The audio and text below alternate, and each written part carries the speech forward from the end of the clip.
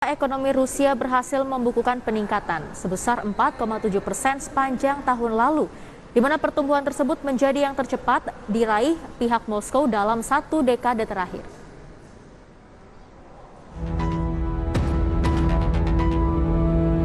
Perekonomian eksportir energi terbesar di dunia, Rusia sukses menunjukkan pertumbuhan tercepat sebesar 4,7% dalam satu dekade pada tahun 2021. Bahkan pihak Moskow berhasil melakukan rebound dari resesi akibat pandemi seiring dengan lonjakan harga minyak dan pertumbuhan belanja konsumen. Berdasarkan data Federasi Statistik Survey, produk domestik bruto Rusia berhasil tumbuh dengan laju tercepat sejak 2008, di mana capaian pertumbuhan kali ini justru lebih tinggi dari estimasi para analis Bloomberg sebesar 4,5%, yang didorong oleh pemulihan ekonomi global serta kenaikan harga minyak tahun lalu.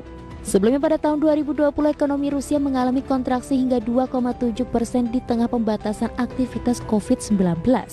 Meski telah kembali positif, namun Gubernur Bank of Russia Elvira Nabiullina memperingatkan memanasnya sektor ekonomi akibat inflasi membuat bank sentral menaikkan target suku bunga sebanyak 2 kali lipat.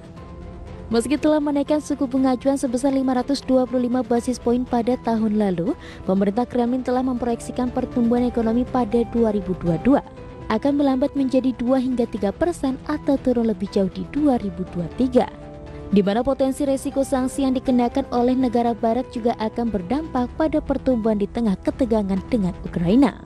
Berbagai sumber IDX Channel. Harga konsumen inti Jepang berhasil tumbuh untuk bulan kelima secara berturut-turut pada Januari 2022. Namun demikian, capaian tersebut justru meningkatkan kemungkinan Bank of Japan mengalami ketertinggalan dalam hal kenaikan suku bunga. Harga konsumen inti Jepang mencatatkan kenaikan untuk bulan kelima berturut-turut pada Januari 2022, namun dengan kecepatan yang justru lebih lambat dibandingkan bulan sebelumnya. Di mana capaian ini justru meningkatkan kemungkinan Bank of Japan mengalami ketertinggalan dari bank sentral lain dalam hal menaikkan suku bunga. Sementara itu, data pemerintah menunjukkan indeks harga konsumen inti pada bulan Januari lalu termasuk biaya bahan bakar mengalami kenaikan 0,2% secara year on year. Meski demikian, realisasi tersebut masih lebih rendah dari perkiraan para analis. Untuk kenaikan 0,3% atau melambat dari pertumbuhan 0,5% di Desember 2021. Selain itu, data tersebut akan menjadi salah satu faktor yang akan diliti oleh pihak BOJ pada pertemuan kebijakan berikutnya yang dijadwalkan terjadi pertengahan Maret mendatang.